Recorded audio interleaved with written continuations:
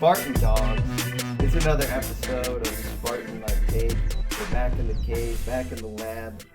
Something to look forward to this week is a little less pen clicks from myself. I got a little pen click happy last week, and the pen has been He did taken get a little away. bit carried away with the pen, but we're back. We're talking Spartan hoops all day today. What a week it was. We had some low lows. We had some high highs. So we're going to talk about that. We're going to rap about the Spartans. We're going to look ahead. We're going to reminisce a little bit. We're going to talk some Izzo legacy. But my goodness, what a week it was. It was looking a little dicey there for our It was a rough start. for our season. What was that, Tuesday? Tuesday booze day. If you had work or not the next day, you might have been hitting the can a little bit watching that one. I know you came over for that one. I And think people probably would have skipped the can and went straight to the bottle. It was pretty. It was a tough watch. Pretty quiet in the living room watching that one, and I don't want to dwell on that loss too much because obviously things are much better today from where we sit. But I think we just kind of ran into a buzzsaw. I mean, Iowa came out just knocking in threes. It was a big night for them. They had the Zach Garza?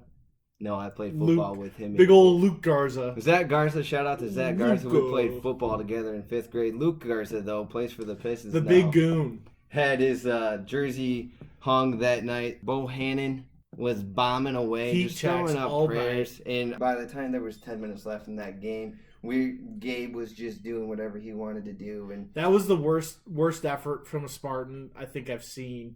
Right after we just got done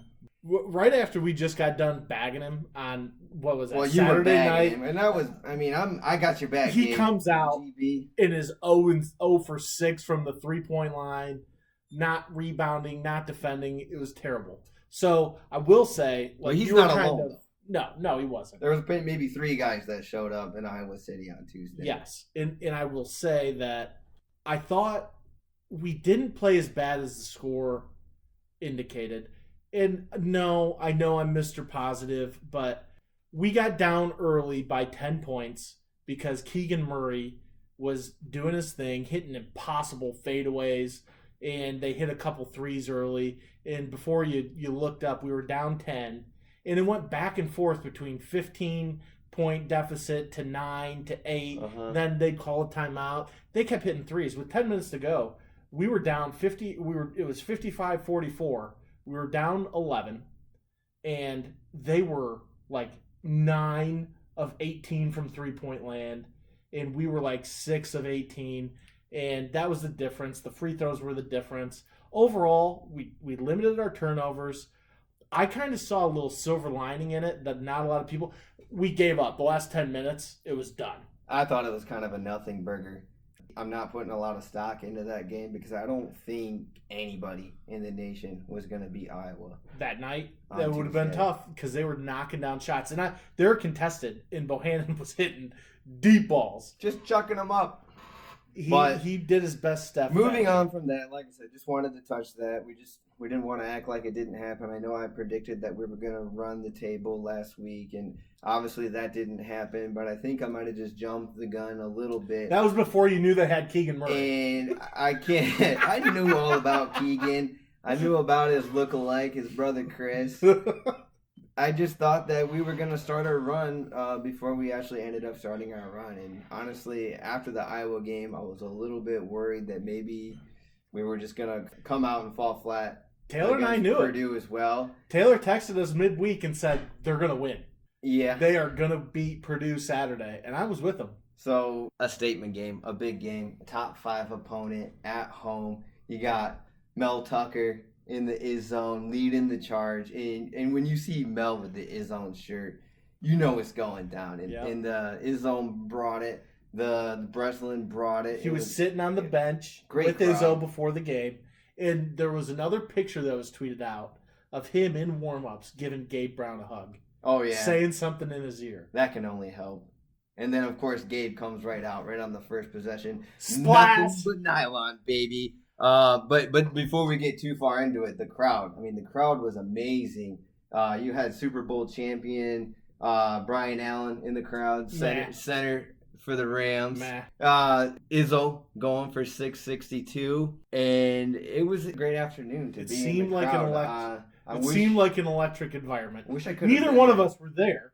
I know. But it seemed. I was off work Friday, so I didn't check to see if I won tickets, but I wouldn't have been able to go. You could have given them to me, though. Anyways. But into the game. This was it. I mean, this is the kind of energy that we need.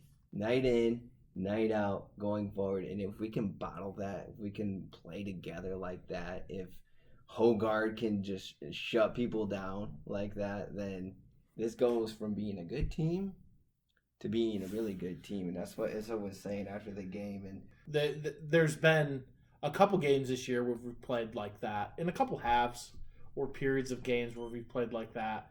But this was the Wisconsin game on the road. Full energy all the time. Yeah, that was a great one. And they're looking good right now, too. That's looking like a really good resume builder. They're number 8 in the nation. Right. Probably going to win the Big Ten. So, I mean, we've shown flashes of this before. But now, I mean, obviously everyone seems to have forgotten that on that little 6-game stretch that we put on display there. Lost 5 of 6, but you bottled this energy up. And Izzo had talked about that before, that if he could get them to consistently play with that energy, they could be really, really good. And that had just eluded them. But they did it all game against Purdue. Now, obviously, they have a quick turnaround here where they're going to have to bring it in consecutive days. But what really stood out to me, you had 6 scorers over 8 points with none higher than 13. Yeah.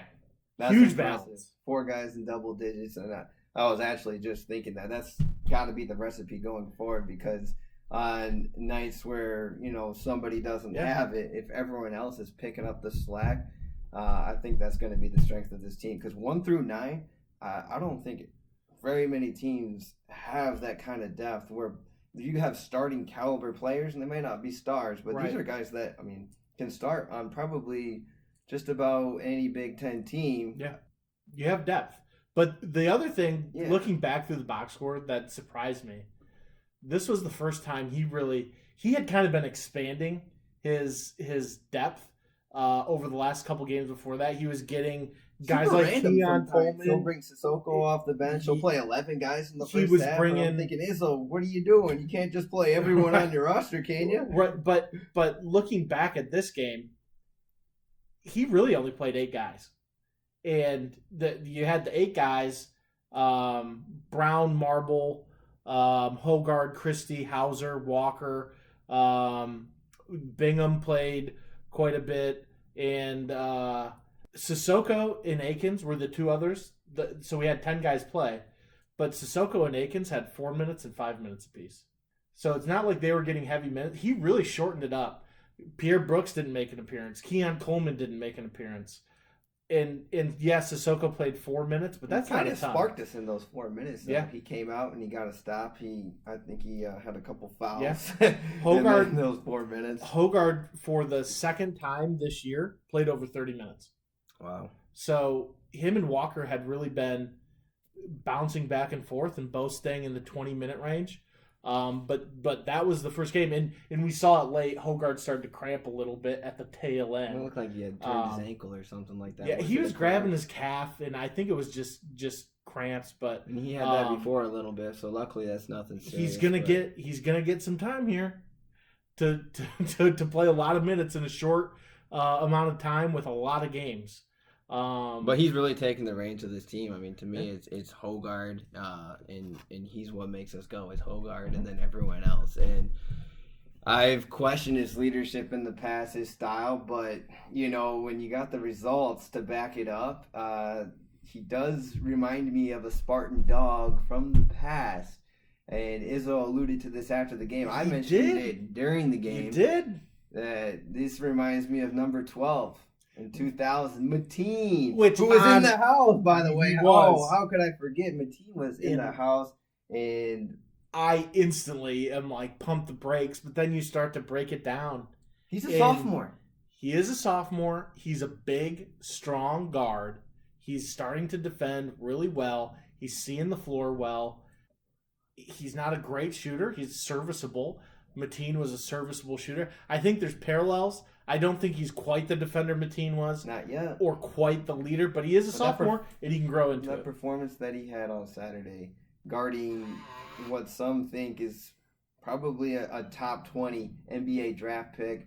Is Jaden Ivey's going to 10? be a top 5 pick. Top 5 pick? Yeah. And I'm not going to say that he shut him down, but yeah, he had averaged 16 9 points. free throws a game. He shot 7, Yeah. held him to 16, and he forced multiple turnovers. Yeah. So this is a guy he's got 3 years of eligibility left with a COVID year. So I'm who excited knows about if he's going to Hogan. use that last year. But if Hogarth can keep playing like that, then I think we could definitely reach our ceiling. Yeah. So we'll get into that here in a little bit. Any other final thoughts on the afternoon versus Purdue?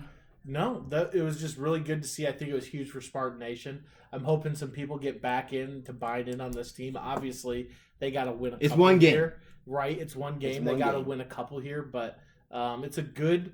I don't want to say a season saver because I don't think it was that drastic. But I'll say this: I mean, that win on Saturday is secured our tournament berth, which I think it was anyway. But. It was never in danger, but we needed to win a couple games, or we just needed to beat Purdue. Now I think we can lose the rest of our games, and our streak is still safe. It's going to be 24 in a row. We're streaking, and we're streaking right into March. It's that special time of the year. Which, by the way, we got Mr. March at the helm. 23 years straight is the Big Ten record of NCAA tournament berths. Way to go, Izzo. So, as you mentioned earlier, we kind of gave our 5-game prediction on how we'd finish, and you had thought we were going to run the table. A little premature on that. You were, and I cautioned you. Iowa game had tough. We always it's just fun to play say. tough. I just always want to say we're going to run the table. Right. It's a and fun I saying. always think that we can run the table. It's a fun saying. I mean, when you can just run even with the Packers, you wanted to keep saying, we're going to run the table. That's the only way to go. We got to go all in, because if we were talking about championships here, and if we're not running the table, then, and if you don't think you can run the table, then what are you watching? What are you doing? I'm not just blindly saying that we're going to run the table. I don't just throw that around casually. But, I mean, when you watch us every single year, March time comes, at some point you keep saying we're going to run the table. Eventually, you're going to be right Yes, until we don't run the table anymore. So, but honestly, I had thought we were going to lose at Iowa because I knew Keegan Murray and you didn't. I did know Keegan Murray. I just hadn't watched him. Exactly. Thank you. Got it confused with his brother. So I had thought we were going to beat Purdue at home. It was a big Saturday game. Something about it. Izzo and Matt Painter have a little bit of a rivalry.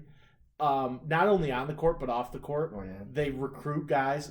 When Brandon Dawson was a 5-star recruit, Purdue thought he was going there, and Painter was pissed when he committed to Michigan State. And that's gone. All the Purdue ways. There fans. was Caleb Swanigan. Remember him? We really wanted him, and then of course he went down to Lafayette. He was a bum. Anyway, it turned out to be true. He was a bum, and he is a bum. Izzo just seems to bring it at home against Painter. Do you remember Miles? Oh, yeah. He hit the game winner against Purdue at home at Breslin. On the opposite side. Yep. Yeah, exactly. Well, same side, opposite wing. Yes. So same score even. No way. It was both. They were both 68-65. So it's a good omen. No, I mean that 2018 team didn't fare so well. But that's a different year. It's a different team. How did Ben Carter do that game? Ben Carter? I don't know. How did he do? Do you remember anything about Ben Carter? Yeah, he was like a walk-on, and he played like 5 minutes in that game. Well, you had mentioned that we didn't fare too well that year, and I thought you were specifically referring to us losing to Syracuse and Izzo notoriously playing Ben Carter over Jaren Jackson I think Ben Carter saw like 30 minutes that game and Jaren saw like 11. Yikes. Well, yeah, we'll delete that part out of the podcast. But anyways, moving on. so coming up this week, we got our rivals. Yeah, we got down a couple. The road. The 3 remaining games going forward, we have at Michigan, at Ohio State, and home Maryland. And this is a every other day type thing now. Pretty much. We play Tuesday, off Wednesday, play at Ohio State on Thursday, come home, off Friday, and is it Saturday or Sunday they play Maryland? It's Sunday. Sunday. So they get a whole 2-day stretch. in between games. How lucky are they? And we can thank Michigan for that because this is a makeup game. Correct. When they were trying to duck us when they were playing poorly. Bunch of duckers. They went out and licked some telephone poles until they all got COVID. Exactly. But now they can't outrun us. We're going down there. Before we get into our predictions for the rest of these 3 games, we have not talked since the notorious handshake line incident. I mean, I've been in a couple handshake lines myself. I didn't realize I needed to be that scared. Well, apparently it's a dangerous place. Juwan Howard, what are you doing? This is not the first time that he has lost his temper. This guy is starting to show a little bit let's cut to the violence. Let's cut to the audio of him telling Mark Turgeon, "I'm gonna effing kill you." Right? He had to be held back by his entire team. I'm like, dude, what are you doing? And you're gonna send your kid to play for this guy. So just fast forward to last Sunday, he's slapping assistant coaches in the face, screaming at people, "Don't you effing touch me!" Like, what are you doing? Over a couple timeouts? Right. And he was pressing. We don't need to go through the whole bit. The one thing I will say about what's his name? Mbakwe. Musa Diabate. Yeah. that guy. What was he doing? I mean, he was just following the example of his head coach. But that is the second handshake line that he has thrown a punch in the last month. Young man, what are you doing? And he gets a 1-game suspension. Do you think they practice the handshake line? They apparently don't. They practice who we're going to attack this week at the handshake line. If they do, they might be doing it in an octagon. Tell you what, guys, if we lose, I'm going after guard. Everyone for themselves. It's an embarrassment, but I love to see it personally. Do you think It's entertaining. 5 games is a pretty strong statement, but this is something that we've never seen before. I thought he might get suspended for the rest of the season because now that they have a chance, they lost today. They're going to be desperate against us. And I think, honestly, it's kind of a nice little change of pace for them to hear a new voice, have some more adversity so they can really try to make this push. But I think we come out Tuesday. We're going to put the final nail in the coffin. I am a little worried because Martelli is a better coach than Howard. I mean, Philly Martelli. He knows 24 years at St. Joe's, 444 wins. Took a team to the Final Four in 2004. We all remember that team, that 30-2 with Jameer Nelson and Delonte West. That's right. Sorry, LeBron. They had Dwayne Jones too, who was another NBA guy. But the guy can coach, and I think a lot of people think that he's been pulling the strings for Juwan. Well, there's no doubt about it. I mean, and I think it's would be unwise to not follow his direction with all that experience. But again, Juwan has proven to be unwise. Yeah, he sure ain't a wise guy, that's for sure. But that's enough. This ain't a Michigan podcast. They are on the schedule next. I can't wait to go down there and kick their ass. Exactly. And then we go on from there to Ohio State.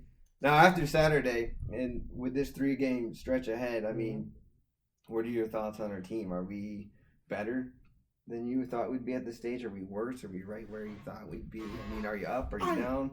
I'm up after We're always up. I'm up, but I'm more about the same. I wasn't as down after the 5 or 6 losses as a lot of people, and I was kind of right where we're at now. But I'm real bullish on us now. I think we finally found the secret sauce, and it's at the right time. What's really cool about this is I guarantee you Izzo is treating this like the tournament of a Thursday game going into a Saturday game with the quick turn and adding travel into it. So hopefully this preps us for the tournament, makes things a little easier and gets these guys used to it. But yeah, Branham's been killing it for Ohio State.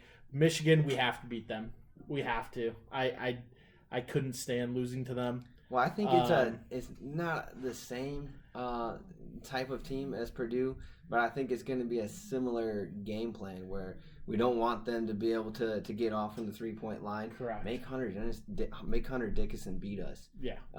He did not have a great 3-point shooting team anyway, so and he can't. And it would be interesting. They didn't double him in East Lansing. They did not double him much. Yeah, just throw some bodies at and him. Joey Hauser was getting feisty down there. Mm-hmm. It'll be fun to watch that matchup and see if they play it the same way. Ohio State, I think that they're going to present a different challenge. I still think we're going to win these last 3 games. I think we're going to finish 3rd in the Big Ten, in the 3 seed in the Big Ten. I think we're going to win a couple in the Big Ten and then not win the whole Big Ten tournament. Mm-hmm. But I think by the time it's all said and done, we're looking at a 4 or a 5 seed in the NCAA tournament. And probably a Sweet 16 exit is where I have this team. But it's going to be a fun ride until we get there. And who knows? I mean, that's why they play the games. Once we get to the big dance, I think we can dance with everybody. But I think we're just lacking that high-end talent to really carry us through. But it's going to be a fun ride. We're going to take a quick break here. And after the break, we're going to talk some Izzo legacy. Just give me 2 hours, and you're going to have 50, 60, 70 years of memory. 2 hours. Can you sacrifice and reach down and give me 2 hours so you can have memories for you, your family, your kids, and your kids' kids? That's the memory.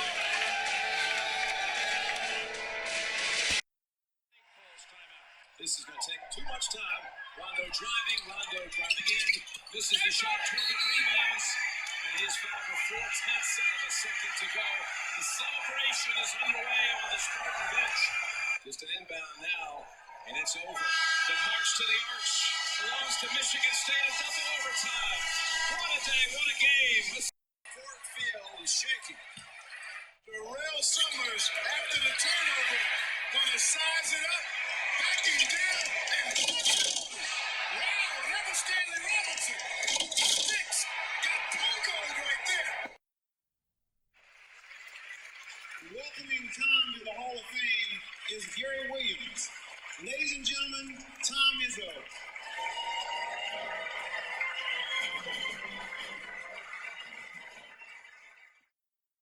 Man, listening to those it brings chills. Good memories. Just phenomenal memories.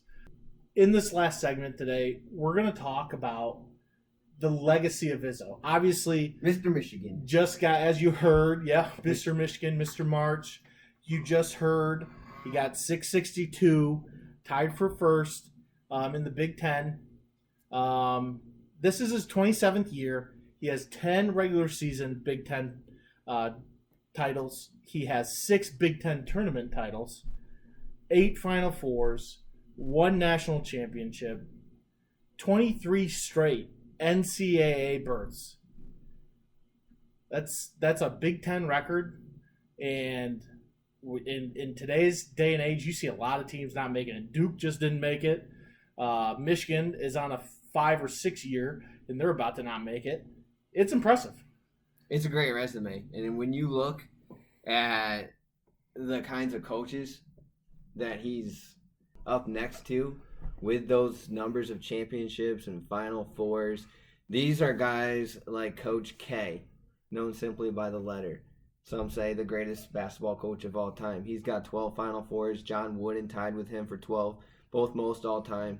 Dean Smith, 11. Roy Williams, 9. And then Izzo, all by himself, at 8. And the thing about that is those guys that I just listed off, they were coaching forever.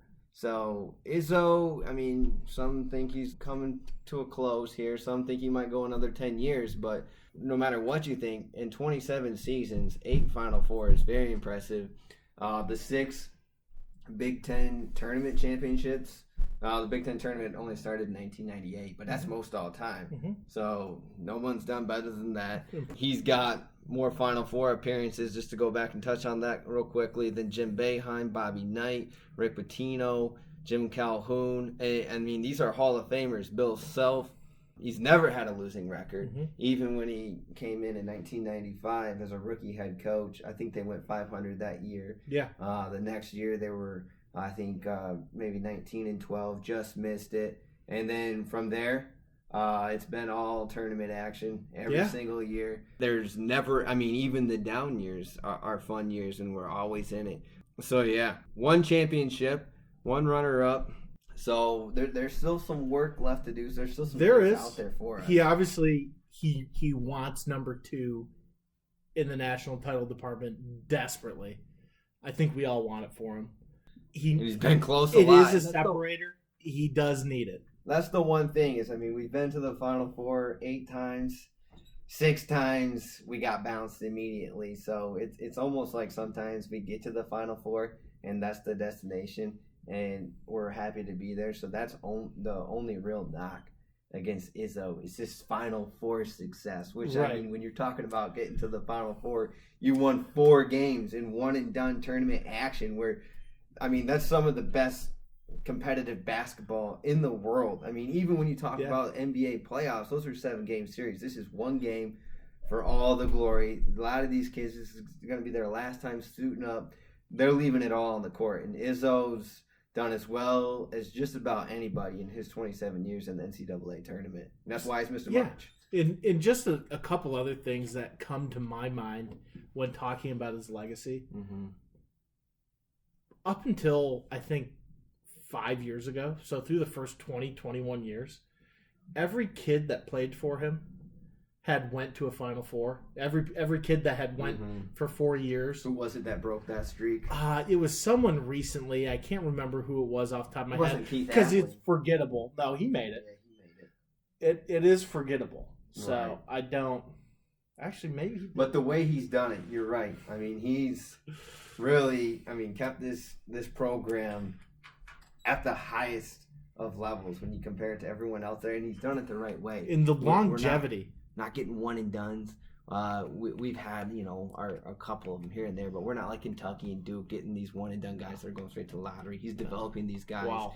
We're playing defense. We're rebounding. And the best Izzo teams have been known to be gritty and tough and scrappy. That's what I love about it. It's an identity. Exactly. And it's something that we can all relate to. And us blue-collar workers. Exactly. We're both white-collar. It's enjoyable to watch. Some people hate it because it's beating up people and playing physical ball. And That's not Izzo ball. But it's beautiful to us. Throw on the shoulder pads. Just play some football. It's hard work, and it's overachieving, and it's fun. I'm 32. My first memory of basketball really is the 2000 of college basketball is the 2000 title. Excuse me, probably the Final Four the year before that when they lost to Duke. I was 8 years old. It will be very surreal to watch a Michigan State basketball game without him on the sideline. Yeah, it definitely gives me some anxiety. Yeah, to think about life after Izzo. Because before Izzo, we had some good teams, but we've had such consistent success. Yeah. Every single year. We're going to the tournament. Yeah. We're going to be watching us. He's going to put together a tough schedule. He's about to smash the videotape with a sledgehammer. And he's going to make a dramatic appearance at Midnight Madness. It's just been a great ride. We're breaking out the football pads. It's been a great ride, and I hope there's many years left. If this is towards the end. I hope there's 1 or 2, and it results in the national title, and he's out. Right off in the sunset, baby. You can never replace him, though. He's a Hall of Fame People coach, said that about Judd. Those aren't just walking around on the street. Though, one final thought on that's elusive second national championship. If he can get that, he's the greatest college basketball coach of all time. That is probably the greatest. That is probably in my mind. To me, obviously, it would. It's hard to say. Who's better? Who's better? As a Spartan fan, Coach K. But you're still Coach K. As of right now, Izzo is 41st. Coach K coached for 50 years. Izzo coaches another 23 years. He's gonna have 16 Final Fours. Yeah, maybe. We'll see. He is great. Wooden, that was in the 70s. He is my man. He was the first guy. I can't knock him. I'm not going to go down that path with Wooden because nobody remembers that, but he was a great coach. What do you mean? Roy Williams did it at North Carolina and Kansas. Dean Smith did it at North Carolina. Tom Izzo. He turned us into a blue blood program. He turned us into a blue. He did not inherit a blue blood. He turned us into a blue blood program. So it comes down to him, and it comes down to him and Coach K. Give me Izzo all day. I'm not even going to comment on their head-to-head record because I love Izzo and I don't want to bring that up. But fine. Give him another 23 Give him another years. 23 Yeah. years. So, you mentioned in there about a couple of his teams and a couple of the teams' identities. We talked before this, and we were thinking of our favorite Izzo teams, and we both landed on really the same 2 years. One, the 2004-2005 team, and one, the 2008 team that went to the Final Four in Detroit. Which one of those to you either brings back the most your favorite memory, or you think just took the identity of Izzo? Well, not including everyone's favorite. Yes. The Flintstones, the 2000 National Championship We took team. that out because they were just too special. I was really loving Spartan basketball at that point, and I would say the next best team after that to me is the 04-05 squad, and I was a big Chris Hill fan. I don't know if he still holds the record for most three-pointers in Michigan State history, but I know he broke it.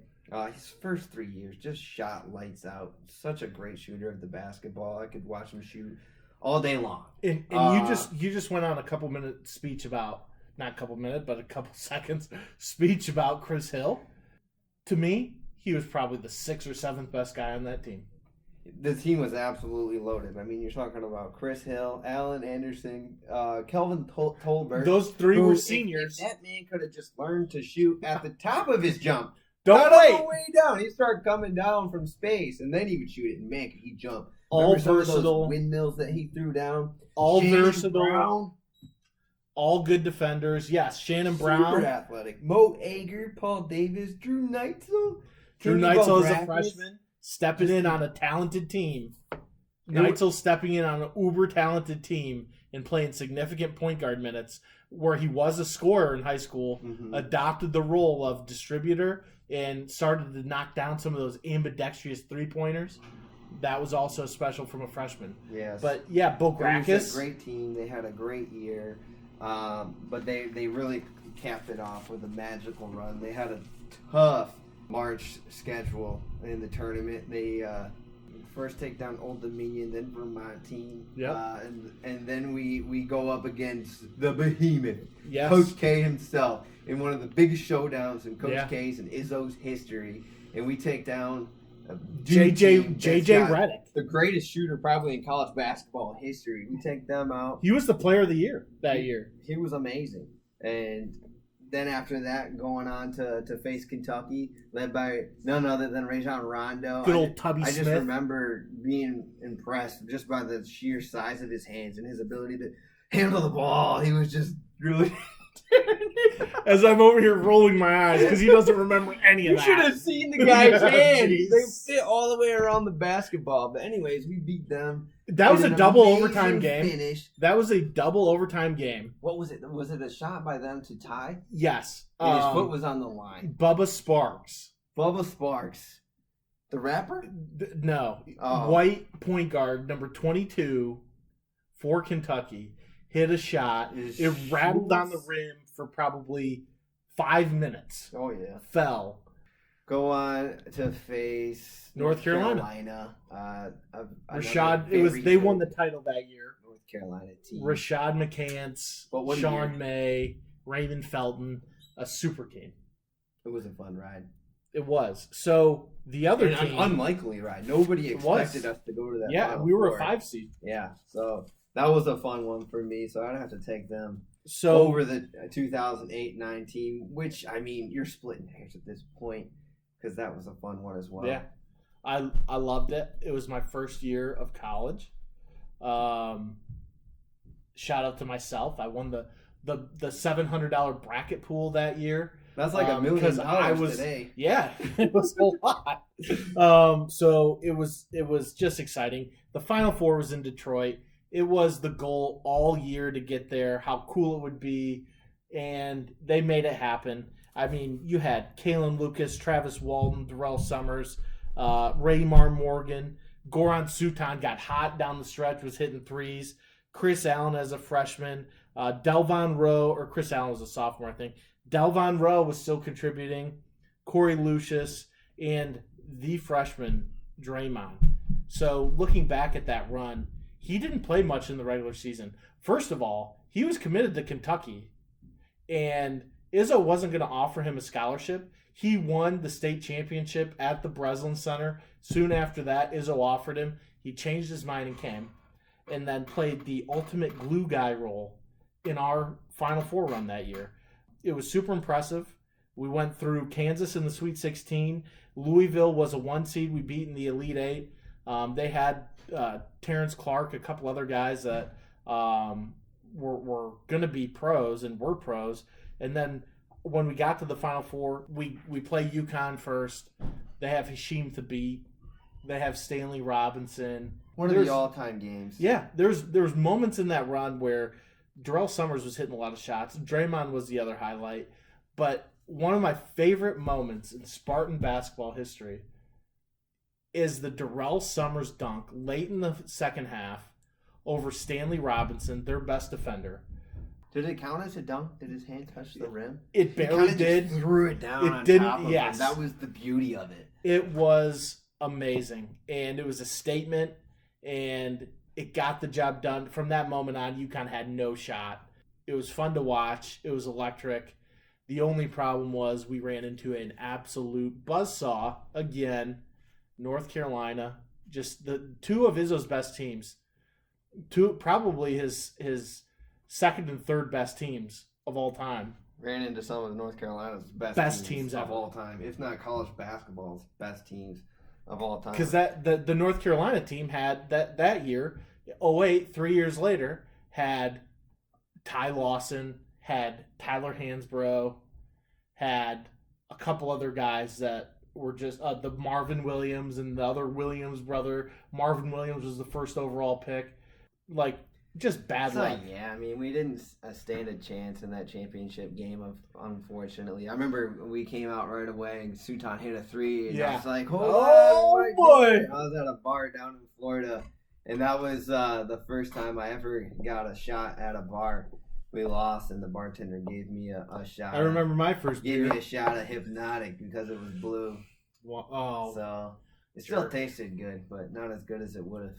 No. Great run, though. Oh, my goodness. Phenomenal run. So those are two of our favorite runs. I hope it gave you guys a little flashback to some awesome times as Spartan fans. Man, I could go on and on about some of the great things. The next year, Corey Lucius hitting that game winner against Maryland after Caleb Lucas went down. That might have been one of the most electric shots in the Tom Izzo era, for sure. There's been a lot of good moments. And hopefully there's more ahead. We're not done yet. I think this team can make some more magical moments. I would be remiss without saying talking about the Zion Williamson game. Oh, who could forget? I mean, Kenny Goins. Nobody had us winning that game. Hit the Kenny dagger Goins. right over Zion. And then Cassius Winston running out the clock and throwing the ball into the air. Gosh, I could talk about all my favorite teams from the past 25 years all night, but dinner is ready. So that's a wrap for episode number 3. We're not doing that. Spartan My Take. We're not doing that. That's taking over the podcasting world. We're going to run out of battery. Hold on. We are running out of battery. Signing off. Peace.